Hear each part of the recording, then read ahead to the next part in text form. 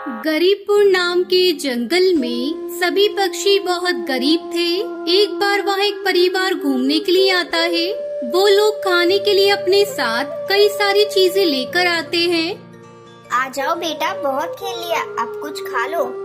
नहीं माँ, मुझे नहीं खाना, मैं खेल रही हूँ। लेकिन जब उसकी माँ उसके पास मैगी की प्लेट लेकर आती है तो ये मैं मैगी खाऊंगी। गर्मा गर्म मैगी से बहुत अच्छी खुशबू आ रही है। वाह माँ, आपने तो बहुत अच्छी मैगी बनाई है। पिंकी को मैगी खाता देखकर सभी बच्चों के मुंह में पानी आ जाता है, तो वो बच्चों को भी एक एक चम्मच मैगी दे देती है। ये लो, तुम भी खाओ। ये तो बहुत स्वादिष्ट है। क्या तुम्हारे खेतों में बहुत सी मैगी उगती है? क्या तुम हमें भी मैगी के बीज दे सकते हो ताकि हम लोग भी मैगी उगा सके? अरे बुद्धू, मैगी उगती नहीं है, ये तो मशीनों में बनाई जाती है। अगर तुमको इतनी पसंद आ रही है तो लो और खाओ। मैगी खाने के बाद सभी बच्चे अपने अपने घर जाते हैं। खाना बन गया है सुनहरी बेटा, खाना खा लो। माँ, मुझे ये खाना नहीं चाहिए, मुझे मैगी खानी है।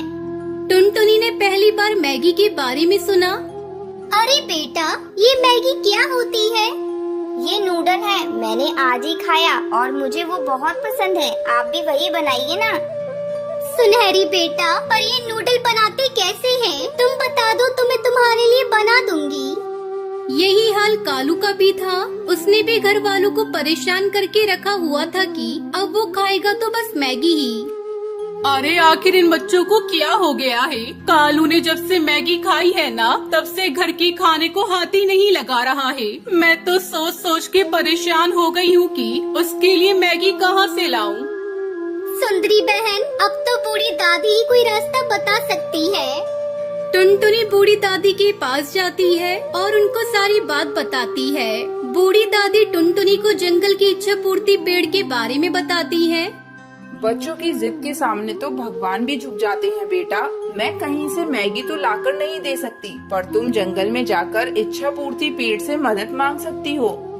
मैंने सुना है इच्छा पूर्ति पेड़ मदद करने के बदले पहले हमारी परीक्षा लेता है।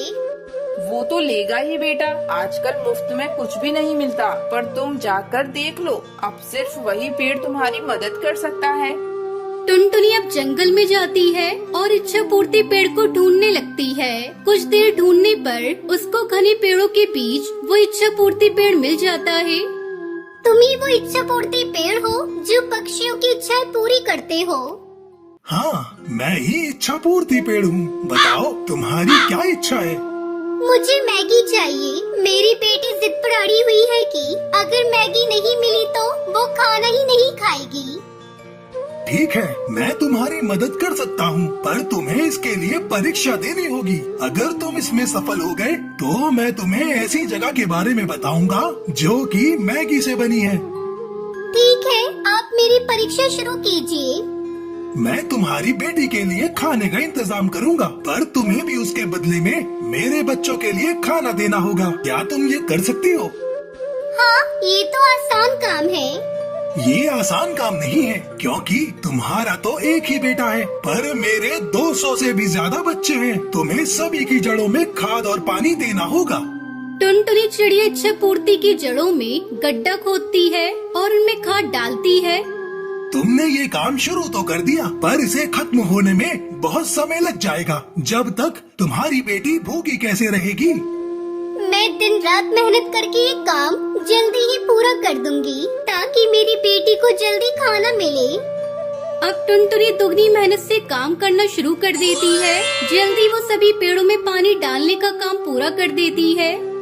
तुमने पूरी ईमानदारी से अपना काम पूरा कर दिया है। अब मैं तुम्हारे बच्चों के लिए मैगी का गांव बना दूंगा। जाओ, अपने बच्चों को लेकर जाओ। टुनटुनी घर जाती है और सुनहरी कालू बाकी बच्चों को लेकर इच्छा पूर्ति पेड़ के पास आती है। आ जाओ बच्चों, इस जादुई दरवाजे के अंदर एक विशाल मैगी गांव है। तुम सभी को जितनी मैगी खानी है तुम यहाँ खा सकते हो। इतना कहते ही इच्छा पूर्ति पेड़ के बीच में से एक बहुत बड़ा दरवाजा खुलता है और सभी बच्चे उसके अंदर चले जाते हैं। वाह, यहाँ तो बहुत सारी मैगी है। ये पूरा जंगल सिर्फ मैगी से बना है। पेड़ों पर मैगी लगी है, झरनों से भी मैगी बह रही है। पास में बहुत बड़ा मैगी का तालाब भी था। मैं तो पेट भर के खाऊंगी। मैं तो पेट भरने के बाद भी खाऊंगी। सभी बच्चे मैगी खाने के बाद वहीं पर आराम करते हैं। अगले दिन फिर से सभी बच्चे उठते हैं। अब सभी बच्चे फिर से मैगी खाना शुरू करते हैं। सभी बच्चों का मैगी से मन ही भर जाता है। यार मेरा तो इसको देखने का भी मन नहीं कर रहा है। मुझे तो पापा के हाथों की रोटी सब्जी खानी है। तो घर चले? वैसे भी हमारे घर वाले हमारे लिए परेशान हो रहे होंगे। और सभी बच्चे वहाँ से दरवाजे के पास चले आते हैं। खुल जा सिम सिम। जादुई मंत्र सुनने के बाद जादुई दरवाजा खुल जाता है। जादुई दरवाजे को पार करके वो सब अपने घर चले आते हैं। अरे तुम! मैं वापस आ गई मम्मी। अब मुझे और मैगी नहीं खानी है। मुझे आपके हाथ का खाना खाना है। ठीक है बेटा, तुम बैठ जाओ, मैं खाना लगाती हूँ। और इस तरह सभी बच्चों की मैगी खाने की जिद पूरी हो जाती है और वो सभी अपने घर में खुशी खुशी रहने लगते हैं।